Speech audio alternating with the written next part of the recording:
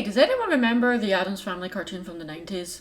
I sure do, kinda. Everyone is familiar with the Addams Family. Even if you've never seen any of the movies or shows based on it, you're bound to know the song. That thing gets stuck in your head and will never leave.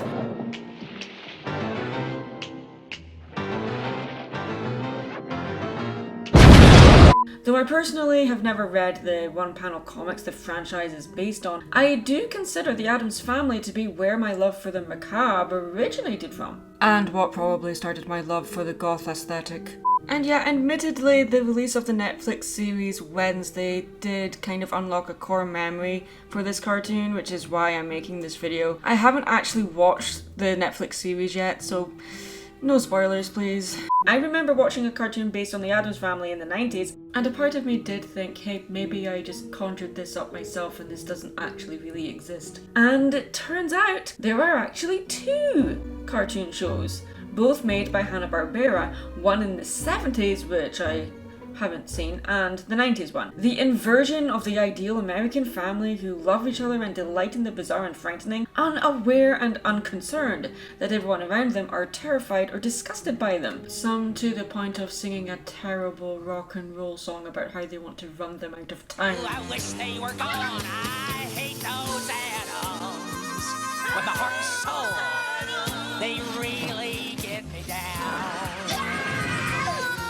Though it was the live-action TV series from the 60s that brought the family to a wider audience, for me, my introduction to the Addams Family was the 90s cartoon. I didn't see the live-action movies till way later. I grew up in a very religious household and the Addams Family movies were considered of the devil. Funnily enough, the Saturday morning cartoons weren't seen that way. And it turns out there's a third Addams Family movie called Addams Family Reunion, which was actually a pilot for a very short-lived series which never really took off, which I also haven't seen, which is sacrilege, considering that Tim Everything I'm in Turns to Gold Curry plays Gomez Adams in the film. Please forgive me, you beautiful, wonderful, yet terrifying man. The 90s cartoon is probably the biggest departure from the comics in tone and visuals from the rest of the reiterations. The designs don't really look anything like the designs from the comics, but this series was meant to be a spin-off from the 90s live-action movies instead of the comics or the live-action show from the 60s. It was toned down in order to be more acceptable to children, and to me, it's a simple, cute cartoon that happens to have a macabre spin to it that isn't too in your face about it. I mean, I could think of way better cartoons from the 90s that were more in your face about the macabre. I mean, Beetlejuice is probably a really good example if you want to go full on. Gomez doesn't smoke cigars in this cartoon, and his declaration of desire for his wife Morticia were also reduced to mere kissing frenzies. Nowhere near as endearing or charming or funny as it was in the movies. Kids shouldn't be exposed to sexual passion or cigars. Oh no, we can't have that. But trying to maim each other on a daily basis? Oh, that's perfectly fine.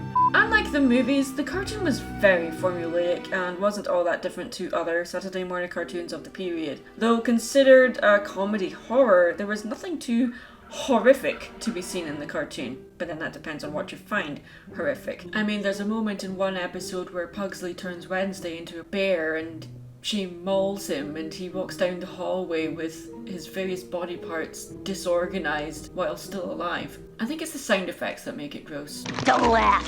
I think I'm getting closer.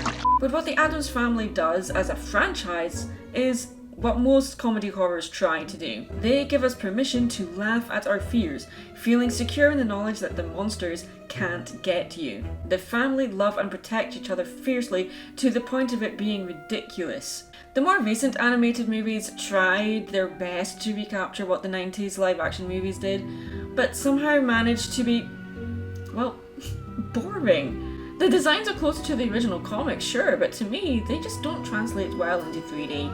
And yeah, Wednesday Addams is the most marketable character out of the whole family. I feel her popularity took off because of Christina Ricci's performance instead of her character. Though for me, Morticia is the most intriguing character in every reiteration. Angelica Houston, though, is Morticia Adams to me. That's it. I'm sorry, but I can't see anyone else as Morticia. Actually, what am I saying? No, I am not sorry. Though she is aloof and very stern, she is also very subtle and mysterious with deadly wit, making her one of television and cinema's most well-remembered mother character in history. Which is kind of awkward, since the 90s cartoon focused more on Wednesday and Pugsley instead of the whole family unit. With the release of Wednesday, the Netflix series, directed by Tim Burton, it makes me wonder what the cancelled stop-motion animated movie would have been like. Though Henry Selick is probably the better choice if a stop-motion movie of the Addams Family was ever made, because let's remember, Henry Selick was the director of The Nightmare Before Christmas. Yeah, Tim Burton did not direct The Nightmare Before Christmas. Who knows? We can dream about it. Anyway, it was a fun short trip down memory lane, remembering the short-lived cartoon from the 90s. It only had 2 seasons, but I guess that was all it needed.